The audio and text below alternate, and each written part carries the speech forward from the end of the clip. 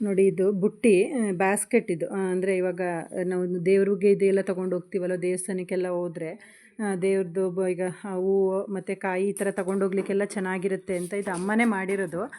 ಅವರು ಒಂದು 10 ವರ್ಷ ಇರಬೇಕಾದ್ರೆ ಕಲ್ತಿದ್ದಂತೆ.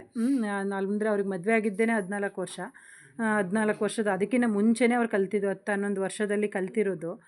ಎಷ್ಟು ಚೆನ್ನಾಗಿದೆ ನೋಡಿ. ಇವಾಗ ಸುಮ್ಮನೆ ಒಂದು 2 ಹಾಕಿದ್ರು ಮನೆಗೆ ಅಂತ ಹೇಳಿ, ಮನೇಲಿ ಯಾವುದೂ ಇರಲಿಲ್ಲ ಅಂತ ಸರಿ ನನಗೊಂದು ಕೊಡು ಅಂತಂದೆ. ಆಯಿತು ತೊಗೊಂಡೋಗು ಅಂತಂದರು. ಎಷ್ಟು ಬ್ಯೂಟಿಫುಲ್ ಆಗಿದೆ ನೋಡಿ.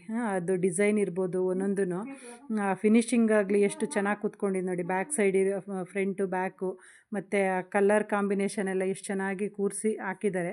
ಅದಕ್ಕೆ ನೋಡಿ ಕಲೆ ಅನ್ನೋದು ನೋಡಿ, ಅದಕ್ಕೆ ಎಷ್ಟು ವರ್ಷ ಆದರೂ ಅದು ಒಂದು ಸರಿ ಅದು ಕಲಿತ್ರೆ ಅದು ವರ್ಷ ಅನ್ನೋದು ಅದಕ್ಕೆ ನೆನಪೇ ಇರಲ್ಲ. ಅಂದರೆ ಅದು 10 ವರ್ಷ ಆಗಲಿ 20 ವರ್ಷ 30 ವರ್ಷ ಆದ್ರೂ ಅದು ಹಾಗೇ ಇರುತ್ತೆ ಅನ್ನೋದಕ್ಕೆ ನೋಡಿ ಅವಾಗ ಕಲ್ತಿರೋದು. ಇನ್ನೂ ಅವರು ಇಷ್ಟು ಚೆನ್ನಾಗಿ ಹಾಕಿ ನನಗೆ ಒಂಥರ ಶಾಕ್ ಆಗೋಯಿತು ನೋಡಿಬಿಟ್ಟು.